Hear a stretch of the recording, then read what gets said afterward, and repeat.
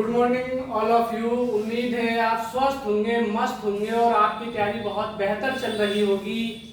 हमें उम्मीद है क्योंकि आने वाले एग्जाम आपके लिए बहुत खास होने वाले हैं। इसी सीरीज में हमने आपसे वादा किया था कि संविधान की सफलता सीरीज हम आपको देंगे और उसी के तहत हमारा जो पाठ चल रहा है वो अनुच्छेदों का चल रहा है। आज तीसरी क्लास है, 2 क्लासेज हम पहले करा चुके हैं, तो आपको क्लासेस बहुत पसंद आ रही होंगी और आपका बहुत ढेर सारा प्यार मिल रहा है। तो आज हम स्टार्ट करते हैं क्लास, क्योंकि 78 तक हमारे अनुच्छेद हो चुके हैं। आज 79 से हमारा क्लास होगा और बेस्ट स्टडी अड्डा 4.0 आपको सब कुछ निःशुल्क फ्री दे रहा है। तो दोस्तों आपसे मेरा ये ही कहना है, ये रिक्वेस्ट है कि आप चैनल को सब्सक्राइब, लाइक और शेयर जरूर करें, क्योंकि ये क्लासेस बिल्कुल निःशुल्क है और हम इतनी सारी मेहनत आप ही के लिए करते हैं। तो आपका फर्ज बनता है कि आप चैनल को सब्सक्राइब, लाइक और शेयर तो कर सकते हैं, ठीक है। तो देखिए आज की क्लास हम शुरू करते हैं। सबसे पहले हमारा है अनुच्छेद 79। अनुच्छेद 79 में कहा गया संसद का गठन। 79 में कहा गया संसद का गठन। अब हम ये तो याद कर लेते हैं कि 79 में क्या है, संसद का गठन है, लेकिन हम ये नहीं तय कर पाते कि संसद आखिर होता क्या है। संसद भवन तो हमें पता है दिल्ली में है संसद भवन, लेकिन संसद बनती किससे मिलकर है, संसद किससे मिलकर बनती है। तो हम बता देते हैं संसद 3 चीजों से मिलकर बनता है। संसद में पहले होता है, एक होता है लोकसभा, राज्यसभा और राष्ट्रपति। 3 से मिलकर जो बनता है वो संसद बनता है, ठीक है। तो 3 से मिलकर संसद का गठन होता है और संसद का गठन अनुच्छेद 79 में किया गया है, ठीक है। अनुच्छेद 79 में संसद का गठन किया गया है। बात समझ में आ गई होगी आपके। नेक्स्ट है अनुच्छेद 80, राज्यसभा की संरचना। यानी राज्यसभा एक उच्च सदन है, ये कभी भी भंग नहीं होता और इसके सदस्य जो है 6 वर्ष के लिए चयन किए जाते हैं और इसके 1/3 सदस्य प्रत्येक 2 वर्ष में रिटायर हो जाते हैं। तो ये याद रखेंगे, ये सदन उच्च सदन, बड़ा सदन कहलाता है, ये कभी भी भंग नहीं होता। और अनुच्छेद 80 के तहत राज्यसभा की संरचना है और इसमें वर्तमान में 245 सदस्य हैं हमारे भारत देश में। नेक्स्ट है अनुच्छेद 81, लोकसभा की संरचना। आप जानते हैं लोकसभा का अभी इलेक्शन हुआ है। हम लोकसभा की संरचना यानी लोकसभा के जो मेंबर चुने जाते हैं वो 5 वर्ष के लिए चुने जाते हैं और वो ये जनता की सभा भी कहलाती है, लोगों की सभा भी कहलाती है, क्योंकि इसे हम लोग चुनते हैं, हम लोगों का प्रतिनिधित्व करते हैं ये संसद में। तो इस और इनका कार्यकाल होता है 5 वर्ष का होता है। वर्तमान में इसमें सदस्य 545 हैं। 543 पर इलेक्शन होता है। 2 मनोनीत की प्रक्रिया भी खत्म कर दी गई है। तो ये चीज आप याद रखेंगे। मैं A to Z सारा डिटेल वाइज आपको बताता चलूंगा और मुझे उम्मीद है आप बस 1 बार या 2 बार वीडियो देख लेंगे तो सारे कंटेंट आपके समझ में आ जाएंगे बढ़िया तरीके से। तो आप प्लीज वीडियो को पूरा देखा करें, कंप्लीट वीडियो को देखा करें। नेक्स्ट है अनुच्छेद 85। अनुच्छेद 85 में संसद का सत्र और विघटन की बात की गई है। यानी जो संसद के सत्र आहूत किए जाते हैं, जो संसद के सत्र होते हैं, शीतकालीन हो, ग्रीष्मकालीन हो, ठीक है, ये 3 तरह के सत्र होते हैं हमारे। तो जो सत्र आहूत किए जाते हैं वो एक मानसून सत्र होता है। तो ये जो किए जाते हैं अनुच्छेद 85 के तहत। और विघटन यानी इसका विघटन भी जो भंग करना कहते हैं विघटन को, वो भी अनुच्छेद 85 के ही तहत किया जाता है। तो ये चीज अगर संसद का विघटन की बात है या संसद के सत्र की बात है कि कौन से आर्टिकल में है, तो अनुच्छेद 85 करके आएंगे आप, ओके। नेक्स्ट है अनुच्छेद 89। अनुच्छेद 89 है राज्यसभा का सभापति और उपसभापति। तो अनुच्छेद 89 में कहा गया है कि एक राज्यसभा का सभापति होगा, उपसभापति होगा। यानी कह सकते हैं राज्यसभा का अध्यक्ष और उपाध्यक्ष, ये भी कह सकते हैं हम। आप जानते हैं राज्यसभा का सभापति जो होता है राष्ट्रपति होता है। तो आप बताइए कि वर्तमान में राज्यसभा का सभापति कौन है, ये भी बता देता हूँ। झुंझुनू राजस्थान से बिलोंग करते हैं, राजस्थान के झुंझुनू जिले से बिलोंग करते हैं। तो अब ये आप बताएंगे कि कमेंट बॉक्स में बताएंगे आप कि राज्यसभा के सभापति वर्तमान में कौन है। और उपसभापति जो होते हैं, अगर राज्यसभा की सभापति की अनुपस्थिति में जो है उपसभापति राज्यसभा की अध्यक्षता करते हैं। नेक्स्ट है अनुच्छेद 93, लोकसभा का अध्यक्ष और उपाध्यक्ष। याद रखना, कभी भी लोकसभा का अध्यक्ष या उपाध्यक्ष का आर्टिकल पूछा जाए तो वो 93 है, 93 है, ठीक है। 93 में ये कहा गया है, ठीक है। तो लोकसभा का अध्यक्ष आप जानते हैं 17वीं लोकसभा के अध्यक्ष जो थे वो ओम बिरला थे, जो राजस्थान के कोटा से बिलोंग करते थे, वहां से एमपी थे, सांसद थे। और वर्तमान में 18वीं लोकसभा है।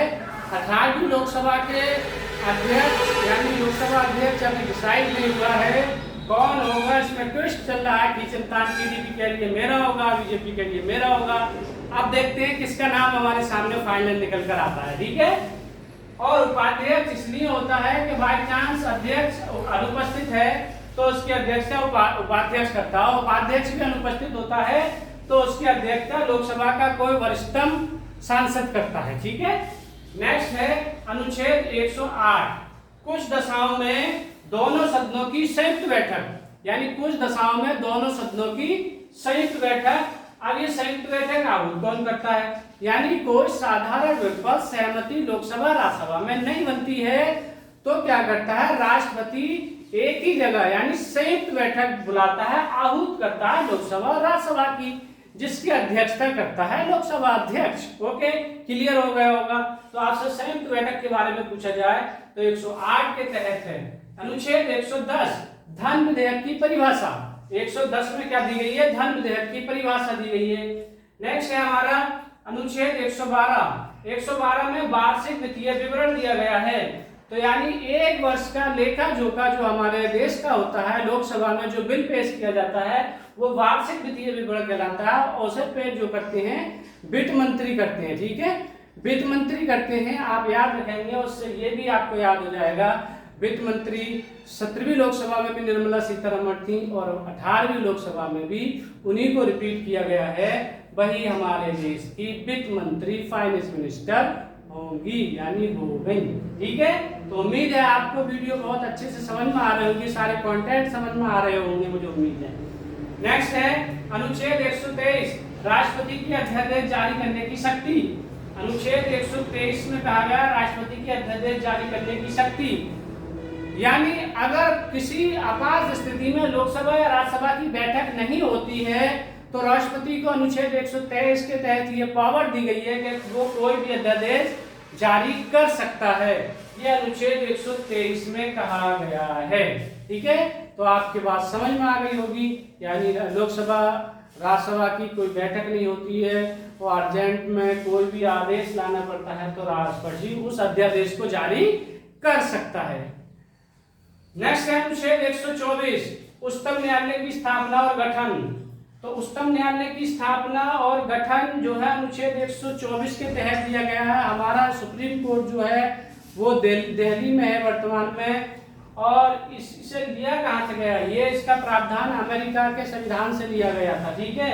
मैं आपको बता दूं हमारा संविधान 10 देशों के संविधान से निचोड़ लेकर बनाया गया है और 11वां उसमें है भारत शासन अधिनियम 1935 का प्रभाव भी बहुत बड़ा रोल है, ठीक है।